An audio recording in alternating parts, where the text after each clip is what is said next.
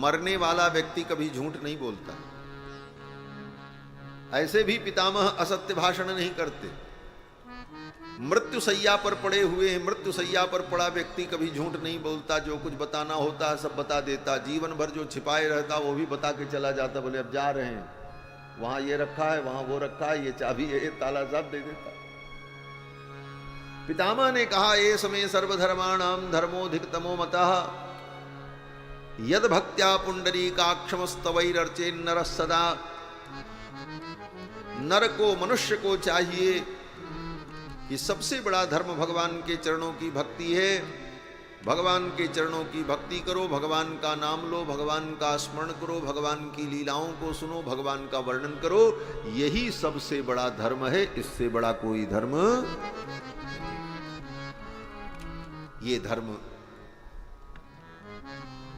और ये कहते हुए भीष्म पितामह ने भगवान के 1000 नाम का उच्चारण किया। बाण की सैया पर पड़े पड़े, सामने भगवान खड़े हैं, युधिष्ठिर खड़े हैं। भगवान के सामने भगवान के 1000 नाम का स्मरण किया। विश्वम विष्णुर्वषट्कारो भूत भव्य भवत प्रभु भूतकृत भूत भृत भावो भूतात्मा भूत भावन पूतात्मा परमात्मा च मुक्तानाम परमागति अव्यय पुरुष साक्षी क्षेत्रज्ञोक्षर एव च योगो योग विदाम नेता प्रधान पुरुषेश्वर। पूरा स्तोत्र 1000 नाम विष्णु सहस्त्र नाम का पाठ किया। और फिर पितामह ने भगवान का दर्शन करते हुए, भगवान नामोच्चारण करते हुए अपनी लीला को पूर्ण कर दिया। सूर्य उत्तरायण हो चुके थे। तो इस कथा का यही तात्पर्य है कि भगवान के चरणों की भक्ति और भगवान नाम उच्चारण, भगवान की लीलाओं को श्रवण करना, भगवान का वर्णन करना, भगवान के विषय में चिंतन करना, यही सबसे बड़ा धर्म है। और इस भक्ति धर्म का विस्तार करने के लिए बड़े बड़े महापुरुष इस धरती पर आए। भगवान रामानुजाचार्य, भगवान निम्बारकाचार्य, भगवान वल्लभाचार्य, इन महापुरुषों ने इस भक्ति मार्ग को आगे बढ़ाया। हम सभी लोग बड़भागी हैं कि भगवान श्री रामानुजाचार्य की जो पवित्र परंपरा है, भगवान रामानुजाचार्य 1017 में दक्षिण भारत में चेन्नई के पास में पेरुम्बुदूर नाम के, श्री पेरुम्बुदूर नाम के ग्राम में उनका प्रादुर्भाव हुआ था। लक्ष्मण जी के अवतार हैं। और भगवान श्री रामानुजाचार्य ने पूरे भारतवर्ष में भ्रमण करते हुए भक्ति के सिद्धांत को स्थापित किया।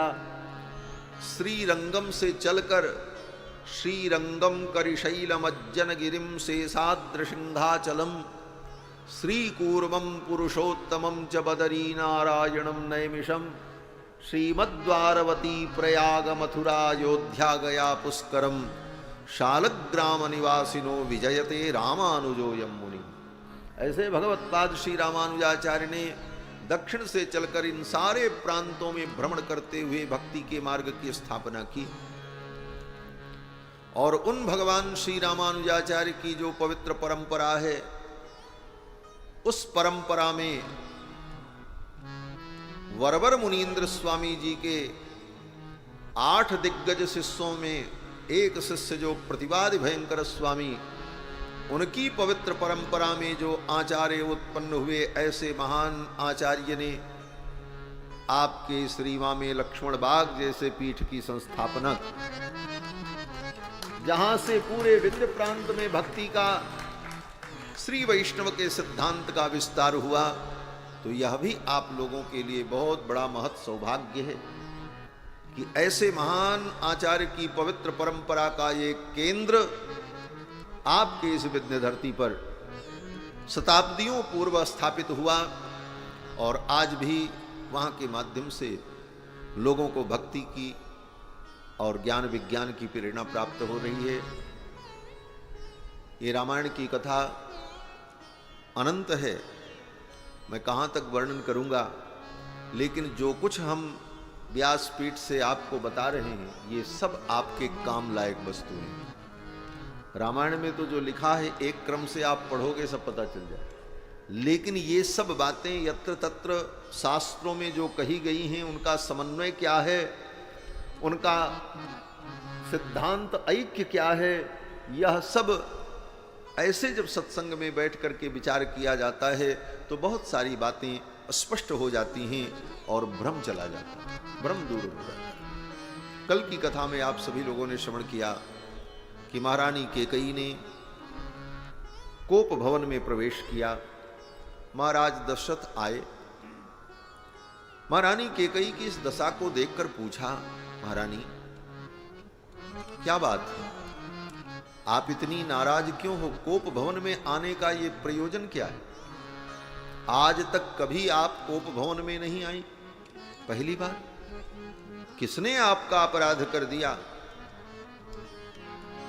दशरथ जी महाराज ने महारानी कैकेयी को छुआ और कहा कि ही हेतु रानी रिसानी परसत पानी पति ही निवारे।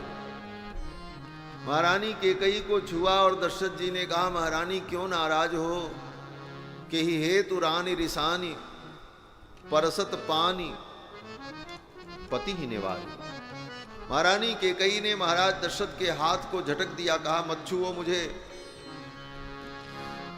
हेतु रानी रिसानी परसत पानी पति निवारहि। पानी पति निवारहि। मानहु सरोज भुवंग भाविनि विषम भाति निहारहि। विषम भाति निहारहि। तू वासना रसनासन परमरम ठाहर देखहि। तुलसी पति भक्त व्यथा पस काम कौतुक देखहि। पस काम कौतुक देखहि। पस काम कौतुक देखहि। महारानी कैकेयी बड़ी बुद्धिमान थी और बड़ी नीतिज्ञ थी, वीरांगना थी। उनके जीवन में त्याग समर्पण सब कुछ, लेकिन एक मंथरा के कहने पर महारानी कैकेयी के मन में विकार उत्पन्न हो गया। कुसंग व्यक्ति को बिगाड़ देता है। आप बहुत अच्छे हो, आपके अंदर सारे सद्गुण हैं, लेकिन वे सद्गुण सदा आपके अंदर सुरक्षित रहें, आप सद्मार्ग पर चलते रहें, इसके लिए भी सावधान रहना पड़ता है, विचार करना पड़ता है। बोले क्या? बोले कुसंग से बचते रहो। आपके अंदर बहुत अच्छाइयां हैं, लेकिन अगर कहीं कुसंग पड़ गया तो वह कुसंग आपकी अच्छाइयों को, आपके सद्गुणों को विनष्ट कर दे। गोस्वामी जी महाराज कहते हैं, को न कुसंगति पाई न साई। कौन ऐसा व्यक्ति है जो कुसंग से नष्ट नहीं हो जाता? को न कुसंगति पाई न साई। को न कुसंगति पाई न साई। रहि न नीच मते चतुराई। रहि न नीच मते चतुराई। रहि न नीच मते चतुराई। मंथरा के कुसंग ने महारानी कैकेयी के मन में भेद पैदा कर दिया। महारानी कैकेयी ने कहा, आप मुझे मत छुओ। महाराज दशरथ ने कहा, किसने आपका अपराध किया? आप बताओ। अगर वो अबध्य होगा तब भी मैं उसका वध कर दूंगा। भावावेश में दशरथ जी इतना बोल गए। दशरथ जी ने कहा, जिसने आपका अपराध किया होगा, अगर वो अबद्ध भी होगा तो मैं उसका वध कर दूंगा। अबध्यो बध्यताम को वा बध्यः को वा विमुच्यताम। हे देवी, आपकी प्रसन्नता के लिए आप कहो तो जो व्यक्ति बद्ध है, वध कर देने के योग्य है, ऐसे व्यक्ति को भी मैं जीवन दान दे दूं, उसे मुक्त कर दूं। जिसको फांसी की सजा हो गई है, आप कहो तो मैं उसको जीवन दान दे दूं। आपके लिए मैं सब निर्णय बदल सकता हूं। महाराज दशरथ ने कहा, दरिद्रः को भवेद आढ्यो। हे देवी, आप कहो तो किसी दरिद्र को राजा बना दूं, आपकी प्रसन्नता के लिए। आप कहो तो द्रव्यवान वाप्य किंचना, कोई राजा हो, आप कहो तो उस राजा का राज्य छीन करके उसको दरिद्र बना दो। आपकी प्रसन्नता के लिए मैं कुछ भी करने को तैयार हूं। कहूँ कि हिरं कहीं करऊँ नरेशु, कहूँ कि हिरं कहीं करऊँ नरेशु, कहूँ कि नृपति विकासो देशु, कहूँ कि नृपति विकासो देशु, सकऊँ तोरे कहीं अमर उमारी, सकऊँ तोरे कहीं अमर उमारी, काहे पीते बहुरे नर नारी, काहे पीते बहुरे नर नारी, काहे पीते बहुरे नर नारी। दशरथ जी ने कहा, देवी, आपकी प्रसन्नता के लिए आप कहो तो मैं अमर को भी मार डालूं। अमर, अमर माने जो मरता नहीं है। आप कहो तो मैं अमर को भी मार दूंगा। ये मनुष्य क्या है? मनुष्य तो कीट पतंग है। आपकी प्रसन्नता मेरे लिए मुख्य विषय है। महाराज दशरथ भावावेश में ये सब कुछ कह दिया। महारानी कैकेयी ने मन में सोचा, ये जो कह रहे हैं वही तो मैं चाहती हूं। ये क्या कह रहे हैं? दशरथ जी कह रहे थे कि कहो तो किस राजा को दरिद्र बना दूं, आप कहो तो किसी दरिद्र को राजा बना दूं। दरिद्रः को भवेद आढ्यो द्रव्यवान वाप्य किंचनः, कहु के ही रंक ही करहु नरेशु, कहु के ही नृपत निकासहु देशु। महारानी कैकेयी ने मन में सोचा, यही तो मैं चाहती हूं।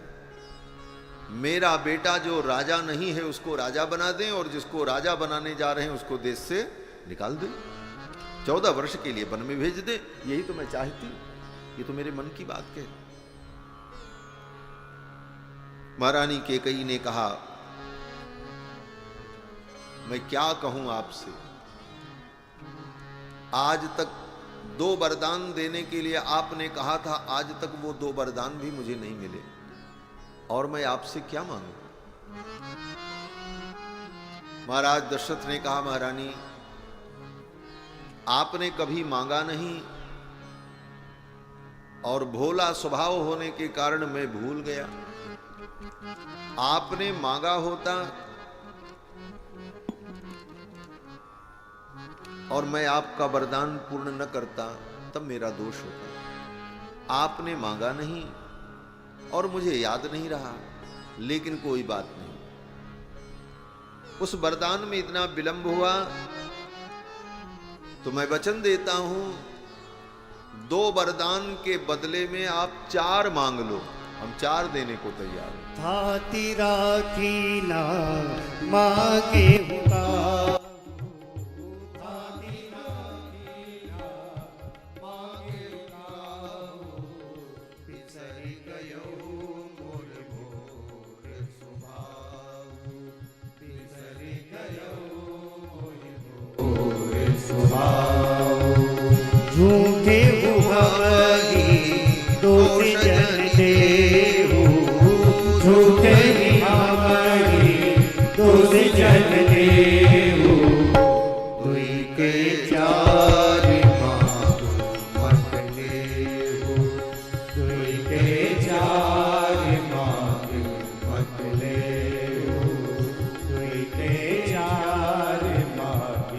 पकड़े हो।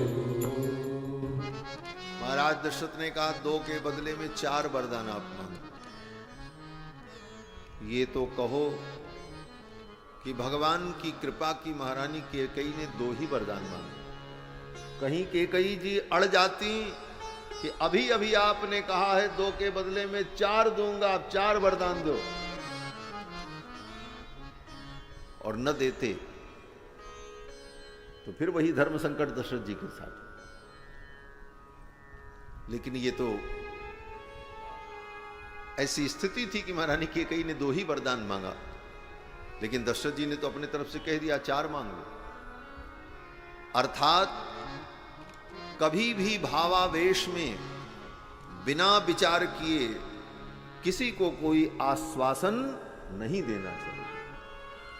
अगर भावावेश में आपने किसी को कोई आश्वासन दे दिया तो भयंकर धर्म संकट उपस्थित हो सकता है।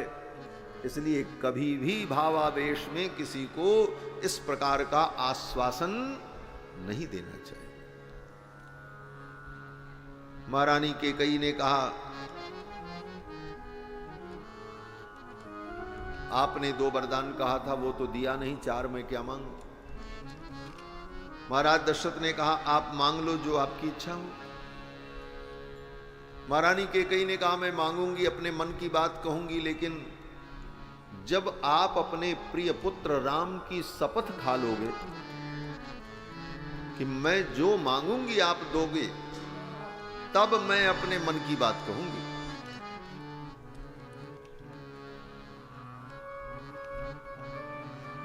इतने पर महाराज दशरथ को सावधान हो जाना चाहिए। कसम कौन खाता है? बोले जो झूठ बोलने वाला होता है वह अपनी बात को सत्य सिद्ध करने के लिए कसम खाता है। और जिस कुल में सभी सत्यवादी हुए, रघुकुल रीति सदा चली आई, प्राण जाए पर वचन न जाए, उस कुल के लिए, उस कुल में उत्पन्न पुरुष के लिए कसम खाने का कोई औचित्य नहीं। लेकिन महारानी कैकेयी ने कहा अपने प्रिय पुत्र राम की शपथ लो, तब मैं अपने मन की बात कहूंगी। दशरथ जी को यहां सावधान हो जाना चाहिए कि मेरी सत्यता पर, मेरी सत्य निष्ठा पर महारानी कैकेयी को भरोसा नहीं। त्रिलोकी में मेरी सत्य निष्ठा का लोग विश्वास करते हैं, देवराज इंद्र तक, कि दशरथ जी महाराज जो कह देंगे वो करेंगे। और ये मेरी धर्मपत्नी है, मेरे मन और चित्त को जानने वाली हैं, उसके बाद भी ये कहती हैं पुत्र की शपथ लो, तब मैं अपने मन की बात कहूंगी। यहीं पर दशरथ जी को सावधान हो जाना चाहिए था। बात स्पष्ट हो जाती, लेकिन दशरथ जी महाराज तो सोच नहीं पाए। क्यों? बोले ये भवितव्यता थी, यही होना था।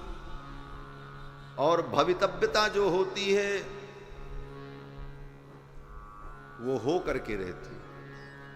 जैसी हो भवितव्यता तैसी मिले सहाय, आप न आवे ताहि पर ताहि तहां ले। ये भवितव्यता थी। तुलसी नृपति भवितव्यता, बस काम कौतुक लेख। ये भवितव्यता थी। महाराज दशरथ ने तुरंत शपथ ले ली, मैं अपने प्रिय पुत्र राम की शपथ लेता हूं महारानी, आप जो कहोगी आपके वचन को मैं पूर्ण करूंगा। तेन रामेण कैकेयी सपेते वचन क्रियाम। हे कैकेयी, मैं अपने राम की शपथ लेता हूं, आप जो कहोगी वो मैं करूंगा। महारानी कैकेयी ने कहा अब आप सुनो, और केवल आप नहीं सुनोगे, 33 कोटि देवता सुन रहे हैं, आकाश सुन रहा है, धरती सुन रही है, दिशाएं सुन रही हैं। इन देवताओं को साक्षी बना करके मैं अपनी बात कहने जा रही हूं, जिससे आप अपने बात से पीछे ना हटे। ऐसे धर्म बंधन में बांधा महारानी कैकेयी ने महाराज को। महारानी कैकेयी ने कहा जगच्च पृथ्वी चेयम सगंधर्वास राक्षसाः, यक्ष गंधर्व राक्षस धरती आसमान में विद्यमान देवतागण ये सब साक्षी हैं। और आपने 2 वरदान देने के लिए कहा था। एक वरदान में मैं ये मांगती हूं, जिन वस्तुओं से कल आप अपने पुत्र राम का राज्याभिषेक करने जा रहे हैं, उन्हीं वस्तुओं से मेरे पुत्र भरत का राज्याभिषेक हो, ये पहला वरदान। उसमें भी शर्त थी, मेरा भरत राजा बने इतनी बात नहीं थी, जिन वस्तुओं से, जिन सामग्रियों से राम जी का अभिषेक होगा, उन्हीं सामग्रियों से मेरे पुत्र का अभिषेक हो।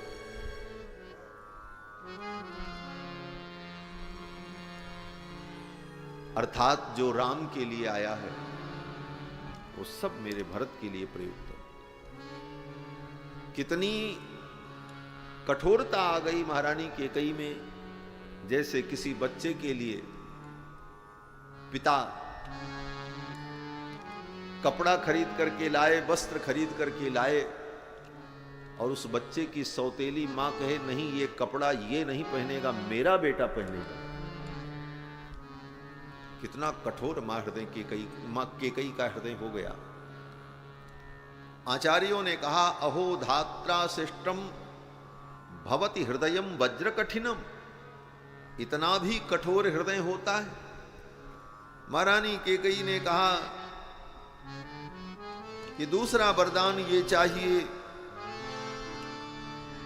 कि 9 पंच वर्षाणि दंडकारण्यमाश्रितः चीराजिन धरो धीरो रामो भवतु तापसः। 14 वर्ष तक राम बलकल वस्त्र धारण करके दंडकारण्य में निवास करें, तपस्वी वेश में। ये दूसरा वरदान मुझे चाहिए।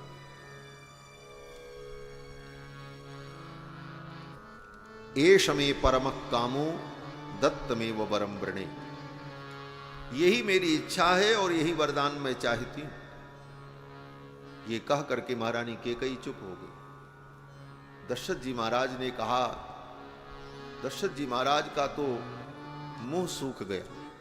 दशरथ जी ने कहा, निसंशय दुष्टचारिणी पापिनी कुल कलंकिनी किम कृतम तव रामेण पापे पापम मया पिवा।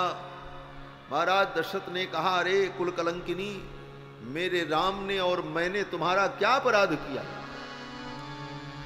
तुम मेरे राम को और मुझे देखना नहीं चाहती। किम कृतम तव रामेण पापे पापम मया पिवा। और कुछ तो लज्जा करती। सदा ते जननी तुल्या। जिस राम ने जीवन भर तुमको अपनी मां से ज्यादा प्रेम किया, अपनी मां कौशल्या से भी ज्यादा आदर आपको दिया, वृत्तिम वहति राघवः, ऐसे राम के प्रति तुम्हारे ये दुर्भाव है। महाराज दशरथ ने कहा,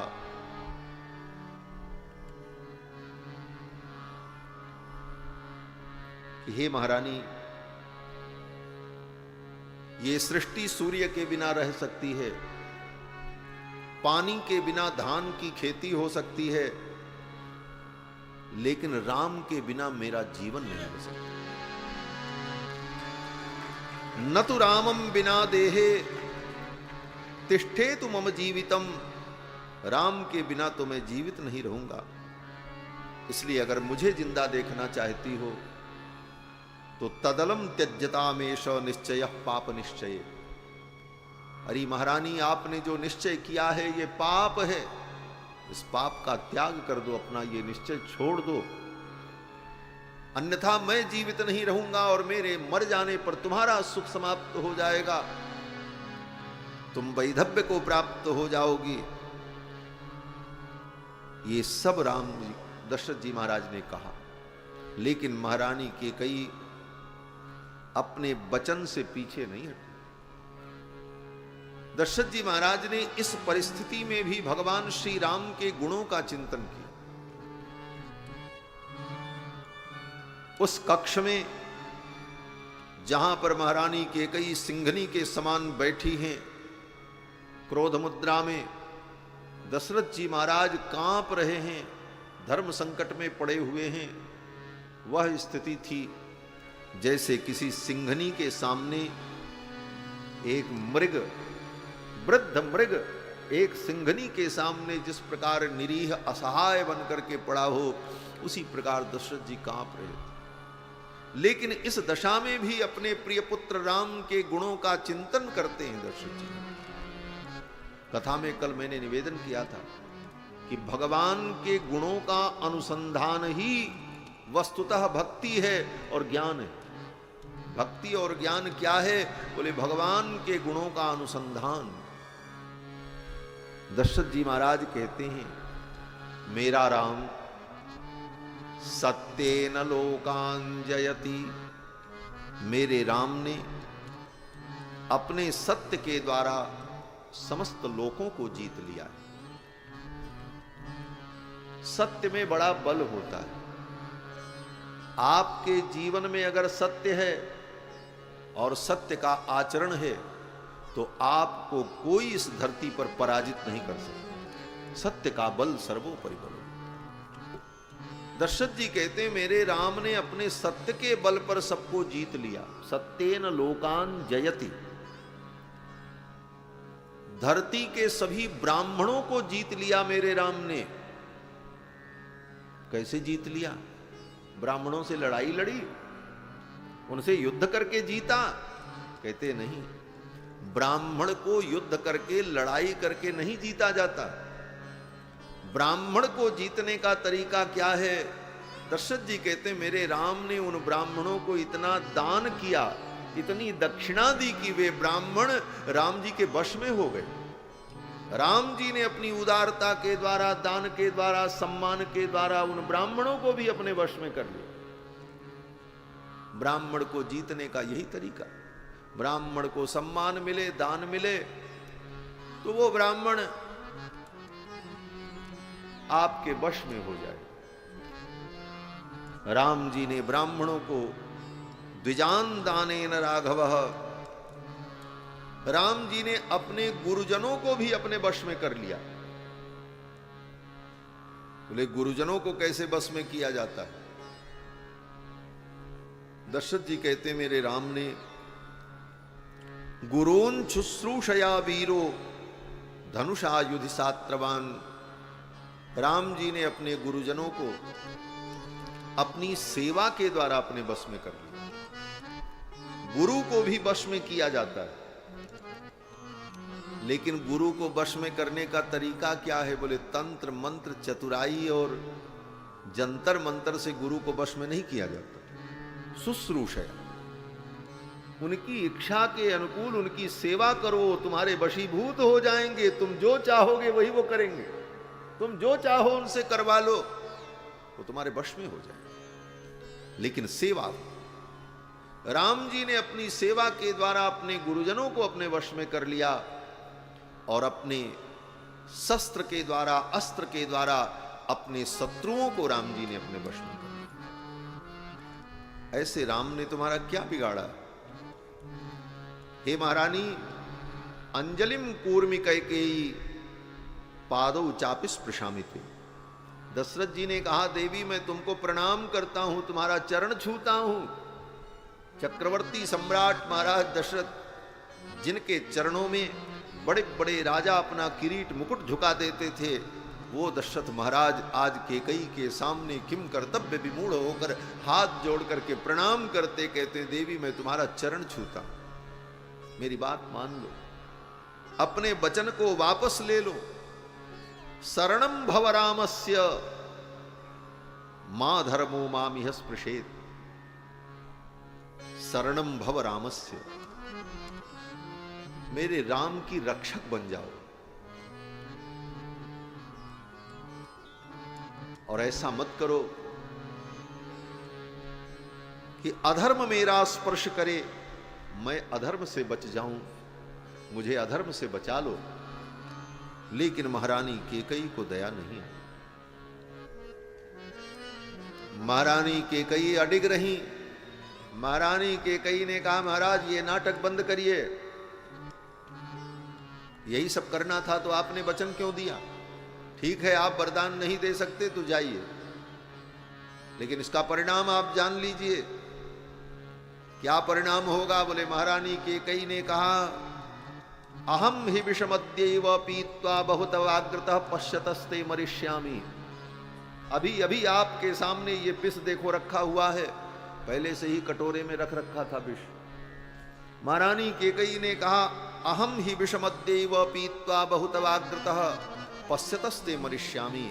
आपके सामने इस विष को पी करके आपके देखते देखते मैं मरूंगी, मैं जहर पी के मर जाऊंगी। आज के सीधे सीधे शब्दों में कहो तो व्यक्ति कहता अगर मेरी ये बात नहीं मानोगे तो हम अपने आप को मार देंगे। महारानी कैकेयी ने कहा विष पी करके मैं यहीं मर जाऊंगी अभी अभी, और इसका परिणाम यह होगा कि कल आप मेरा अंतिम संस्कार करेंगे, आप राम का राज्याभिषेक नहीं करेंगे। महाराज दशरथ ने बहुत कहा लेकिन महारानी कैकेयी के ऊपर कोई प्रभाव नहीं पड़ा। कैकेयी तो अडिग थी। आज महारानी कैकेयी इतनी कठोर क्यों बन गई? राम के प्रति जिनके हृदय में इतना अगाध प्रेम था, क्या वह प्रेम विनष्ट हो गया? कहते नहीं, महारानी कैकेयी के हृदय में राम के प्रति वही अगाध प्रेम, हृदय में वही कोमलता है, वही भाव है। लेकिन आज महारानी कैकेयी इतनी कठोर बन गई, इसका कारण बोले अपने राम की महिमा को सारे विश्व में स्थापित करने के लिए महारानी कैकेयी ने ऐसा कठोर चरित्र किया। महारानी कैकेयी का दोष नहीं। हमारे अयोध्या के संत कहते हैं, संतों का भाव है कि जब महाराज दशरथ ने घोषणा कर दी कल राम का राज्याभिषेक होगा, तो भगवान श्री राम ने जाकर के महारानी कैकेयी को, मां कैकेयी को बताया, मैया पिताजी कल हमको राजा बनाने जा रहे हैं, राज्याभिषेक की घोषणा की है। महारानी कैकेयी चुप हो गई, गंभीर हो गई। भगवान श्री राम ने कहा ऐसा शुभ समाचार सुनकर के आपको प्रसन्नता नहीं हुई? महारानी कैकेयी ने कहा राम प्रसन्नता तो मुझे भी हो रही है, लेकिन जितना होना चाहिए उतनी प्रसन्नता नहीं हो रही। लेकिन क्यों? महारानी कैकेयी ने कहा मैं चाहती हूं कि राम तुम राजा बनो, लेकिन ऐसे वैसे राजा नहीं जैसे दुनिया में राजा लोग बनते हैं। राजा के घर में पैदा हुए, बड़े हुए, महल का सुख भोगा और फिर उसी महल में राजगद्दी पर राजा बन गए। ऐसा राजा मैं तुमको नहीं बनाना चाहती। बोले तब? महारानी कैकेयी ने कहा राम मैं चाहती हूं कि आज तक के इतिहास में और भविष्य में भी तुम्हारा राज्य एक आदर्श राज्य बने, आने वाली पीढ़ियां ये कहें कि राम राज्य जैसा राज्य आज तक न हुआ न आगे होगा। ये राज्य शब्द तुम्हारे नाम से जुड़ जाए। किस प्रकार से? महारानी कैकेयी कहती हैं जैसे इस रघुवंश में तुम्हारे पिता के कुल में जितने राजा हुए सब सत्यवादी, कोई झूठ नहीं बोलते, सब सत्यवादी। लेकिन सत्यवादी ये नाम अगर किसी के साथ जुड़ा तो हरिश्चंद्र के साथ जुड़ा, सत्यवादी राजा हरिश्चंद्र। दानी तो दुनिया में बहुत हुए, लेकिन सबसे बड़ा दानी कौन? दानवीर की उपाधि अगर किसी को मिली तो कर्ण को मिली, दानवीर कर्ण। दान तो सभी राजा करते थे, लेकिन दानवीर कर्ण। महारानी कैकेयी ने कहा राम ये राज्य तुम्हारे नाम के साथ जुड़ जाए, तुम्हारा राज्य राम राज्य ऐसा राज्य हो जैसा राज्य दुनिया में कभी न हुआ। बोले इसके लिए मुझे क्या करना पड़ेगा? महारानी कैकेयी ने कहा राम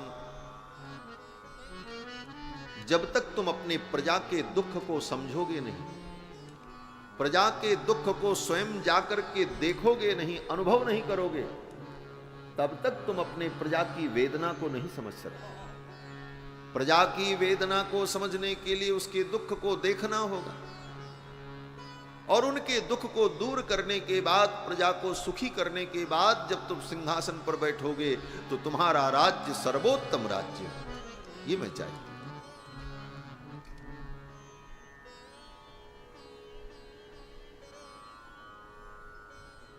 महारानी कैकेयी ने कहा, राम, राजा तो अनेक हुए, लेकिन उन्होंने अपनी प्रजा के दुख को कभी समझा ही नहीं। दुख कहते किसे हैं उनको अनुभव ही नहीं हुआ। राजमहल में रहकर सारे सुख भोगने में लगे रहे, उनको कभी अनुभव ही नहीं हुआ कि दुख क्या होता है। बामुश्किल एक रोटी की व्यवस्था की खाने के लिए, तब तक वह रोटी भी चली गई और खाने को न मिला।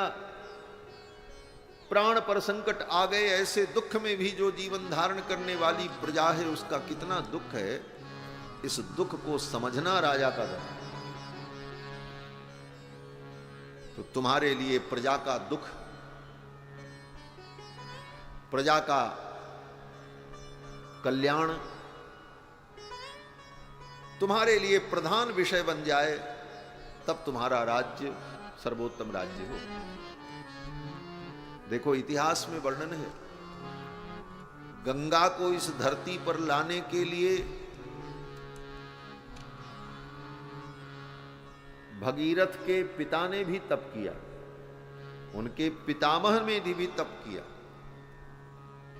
लेकिन उनके पिता पितामह के तप से गंगा धरती पर नहीं आई, भगीरथ की तपस्या से गंगा धरती पर आई। क्यों? बोले, इनके पिता जब पितामह तपस्या करने गए तो कब गए? बोले, पहले राजा बने, राजा बनने के बाद राज सुख भोगा, बेटा बेटी पैदा किया, संतान पैदा हुई, और सब करने के बाद जब वृद्धावस्था आ गई तो उन्होंने कहा, अब मैं अपने बेटे को राजा बनाता हूं और मैं गंगा को प्रकट करने के लिए तपस्या करने जाऊं। तपस्या करके मर गए, गंगा नहीं प्रकट हुई। क्यों? बोले, गंगा ने कहा, तुम्हारे लिए मेरा अवतरण महत्वपूर्ण नहीं है, तुम्हारे लिए तो तुम्हारा राज्य महत्वपूर्ण है। मेरी तपस्या तुम्हारे लिए द्वितीय श्रेणी में है। संसार के सारे कर्मों को करने के बाद जब तुम्हें फुर्सत होगी तब तुम मेरे लिए आओगे। इसलिए गंगा प्रसन्न नहीं हुई, पितामह की तपस्या से भी नहीं।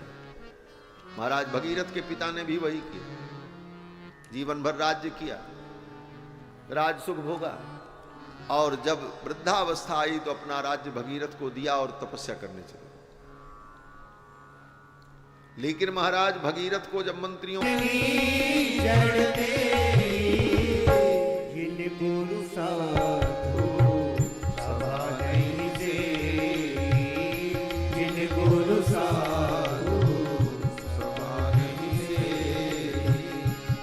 गुरु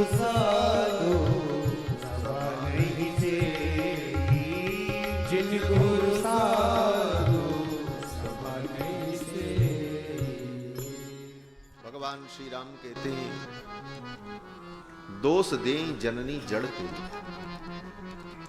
वो व्यक्ति अज्ञानी है, जड़ है, जो मेरी मां कैकेयी को दोष देता। उसने गुरु के चरणों में, संतों के चरणों में बैठकर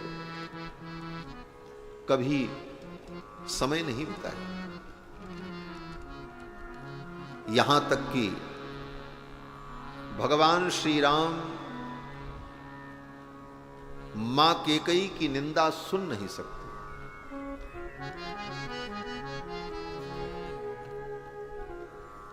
आप कितने भी बड़े भगवान के प्रिय भक्त हो, बहुत अच्छे हो, लेकिन अगर मां कैकेयी की निंदा आप करो तो राम जी आपके ऊपर प्रसन्न नहीं होंगे। इसका उदाहरण वाल्मीकि रामायण में बहुत अद्भुत उदाहरण। सबसे प्रिय राम जी का कौन है? बोले सबसे प्रिय राम जी का कोई है तो लक्ष्मण जी।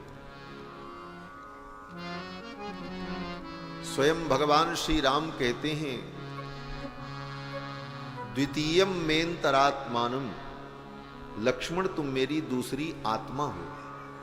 कल प्रसंग आया था, लक्ष्मणो लक्ष्मी संपन्न बहि प्राण इवापरः, लक्ष्मण जी राम जी के दूसरे प्राण हैं। लेकिन ऐसे लक्ष्मण जी भी अगर मां कैकेयी के विषय में कुछ कह दें तो राम जी ऐसे लक्ष्मण को भी डांट देते हैं, चुप हो जाओ, दोबारा ऐसी बात मत कहना। कब का प्रसंग है? बोले भगवान जब वन की यात्रा पर गए तो पंचवटी में जब पंचवटी में निवास करते हुए गोदावरी में स्नान करने के लिए गए, नित्य प्रति गोदावरी में राम जी स्नान करते थे, साथ में लक्ष्मण जी भी, जानकी जी भी। गोदावरी में जब स्नान करने गए तो गोदावरी का जल बहुत ठंडा था, अगहन का महीना था, हेमंत ऋतु थी। अगहन के महीने में ऐसे भी ठंडी पड़ती, और दक्षिण भारत में तो कम पड़ती है, उत्तर भारत में तो कड़ाके की ठंडी। आपके अयोध्या प्रयाग काशी क्षेत्र से हेमंत ऋतु था। गोदावरी में जब स्नान करने भगवान गए, लक्ष्मण जी ने भी डुबकी लगाई, तो लक्ष्मण जी ने उस जल की शीतलता का अनुभव करके, ठंडी का अनुभव करते हुए लक्ष्मण जी ने कहा कि जब यहां का पानी इतना ठंडा है तो अयोध्या का पानी कितना ठंडा होगा। और ऐसी ठंडी में अर्धरात्रि में, रात्रि के 2 बजे भरत जी सरयू में कैसे स्नान करते होंगे। लक्ष्मण जी ने यह बात वहां पर कही पंचवटी में, कथम त्वपर रात्रेषु सरयू मवगाहते। लक्ष्मण जी कहते हैं, भैया भरत,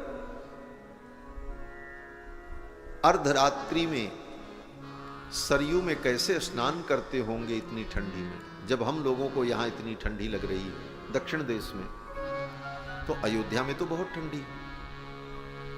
रात्रि के 2 बजे भरत जी स्नान करने के लिए जाते थे।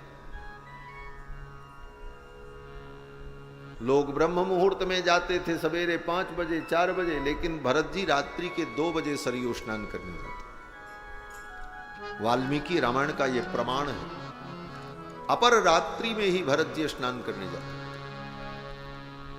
तो रात्रि के 2 बजे स्नान करने क्यों जाते थे? टीकाकार विद्वानों ने, व्याख्याकारों ने कहा कि ये भरत जी की बड़ी उच्च भावना थी। भरत जी सोचते थे कि सवेरे ब्रह्म मुहूर्त में मैं स्नान करने जाऊंगा तो घाट पर भीड़ रहेगी, लोग भी रहेंगे, और मेरे जाने पर लोग मुझे देखेंगे, तो कहीं उनके मन में ये भावना आए कि आज किस पापी का मुंह देख लिया जिसके कारण राम जी को वन में जाना पड़ा, मैं कैसे अपना मुंह दिखाऊं। प्रातः काल जो मेरा मुख देखेंगे वो यही सोचेंगे, आज तो पापी भरत का मुख मैंने देख लिया जिसके कारण राम को वन में जाना पड़ा। मोहि समान को पाप निवासु, जेहि लगी सी राम वनवासु। जिनके कारण श्री सीता रामचंद्र जी को वनवास हुआ, ये भरत अपना मुंह कैसे दिखाए। लोग कहेंगे आज तो हमारा दिन खराब हो गया, भरत का मुंह देख लिया।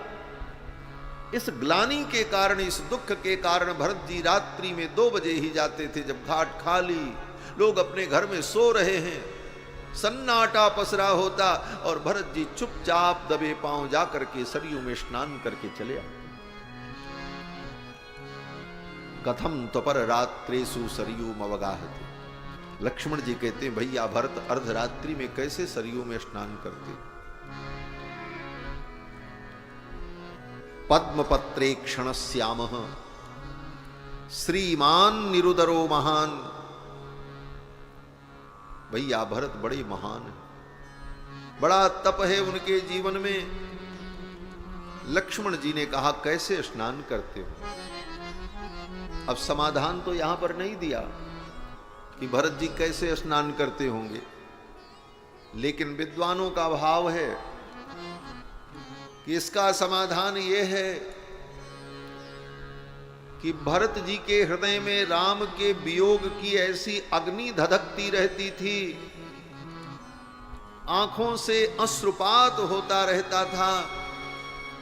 हृदय की धधकती हुई अग्नि से संपृक्त होकर आंखों के अश्रु जब प्रकट होते थे तो वो आंसू इतने गर्म होते थे कि भरत जी जब जब सरयू में स्नान करते थे तो उनके आंखों के आंसुओं के मिलने से सरयू का जल भी उष्ण हो जाता था, गर्म हो जाता था। सरयू जल की शीतलता समाप्त हो जाती थी। कितना ताप है भरत के हृदय में। गोस्वामी जी महाराज कहते हैं, यही दुख दाह दहई दिन छाती, भूख न बासर नींद न रात। ये कहते हुए लक्ष्मण जी ने भरत जी की प्रशंसा की। ये प्रशंसा ही भरत जी की महिमा का वर्णन किया। लेकिन कहते कहते लक्ष्मण जी ने एक बात और कह दी। क्या कही? लक्ष्मण जी ने कहा, मेरे भैया भरत ने संसार की उस लोकोक्ति को झुठला दिया। कौन सी लोकोक्ति? बोले संसार में एक लोकोक्ति है कि मां के अधिकतम गुण बेटे में आते हैं और पिता के अधिकतम गुण बेटी में आते हैं। पिता के अधिकतम गुण बेटियों में देखे जाते हैं और मां का अधिकतम गुण पुत्र में दिखाई पड़ता है। ये संसार का नियम है। न पितृमनुवर्तन्ते मातृकम द्विपदायिति ख्यातो लोकः। लक्ष्मण जी कहते हैं कि मनुष्यों में जो पुरुष होता है उसमें माता के अधिकतम गुण आते हैं और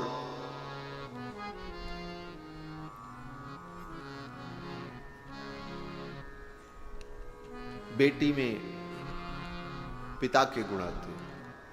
लेकिन भैया भरत में मां के गुण नहीं आए, पिताजी के गुण आए। ये भरत जी कहना चाहते थे, पिताजी के गुण आए। महाराज दशरथ में जो गुण हैं, जो शालीनता, जो गंभीरता, जो ज्ञान विज्ञान वैदुष्य, पिताजी के सब गुण भैया भरत में आए, मां केकई के गुण नहीं आए। क्या गलत कहा लक्ष्मण जी ने? कुछ गलत नहीं कहा। सोचा जाए तो लक्ष्मण जी ने कुछ गलत नहीं कहा। अपने विचार से, चिंतन से प्रत्यक्ष जो दिखा, जो अनुभव हुआ, वही लक्ष्मण जी ने कहा। लेकिन इस कथन में सूक्ष्म रूप से मां केकई की निंदा निहित है। क्या निंदा निहित है? बोले लक्ष्मण जी मानो कहना चाहते हैं अगर मां के सारे गुण भरत में आते तो भरत भी अत्यंत कठोर होते, कुटिल होते, स्वार्थी होते। लेकिन मां केकई के वे गुण भरत में नहीं आए, पिताजी के सारे गुण भैया भरत में आए। तो यहां लक्ष्मण जी का उद्देश्य भरत जी की महिमा का वर्णन करना है, न कि केकई की निंदा करना। परंतु इस आंशिक सांकेतिक निंदा को भी भगवान श्री राम सहन नहीं कर पाए। जिस चौपाई का भी वर्णन हुआ उसका उत्कृष्ट भाव ये, दोष दें जननी जड़ते। ये सांकेतिक निंदा भी राम जी को स्वीकार नहीं हुई और राम जी बोल पड़े। स्नान कर रहे थे उसी समय राम जी ने कहा, लक्ष्मण बस।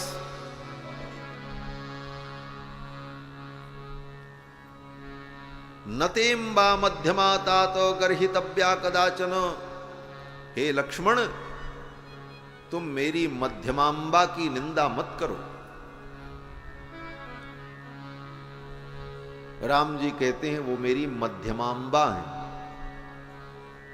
मध्यमांबा माने मझली माँ, मझली माँ जिसको कहते, कई माँ हो, बड़ी माँ, छोटी माँ, मझली माँ।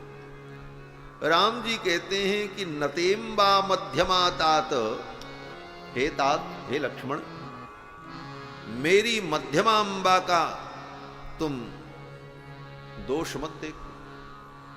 गर्हितव्या कदाचन, वो गर्हितव्या नहीं है, वो निंदनीय नहीं है। महारानी कैकेयी को मध्यमांबा क्यों कहा? मझली मां, तीनों रानियों में सबसे छोटी है महारानी कैकेयी, इनको तो छोटी मां कहना चाहिए। सबसे बड़ी मां कौशल्या है, उसके बाद सुमित्रा है, और तब महारानी कैकेयी। इसमें भी बड़ा उत्तम भाव है। राम जी ने इनको मध्यमांबा क्यों कहा?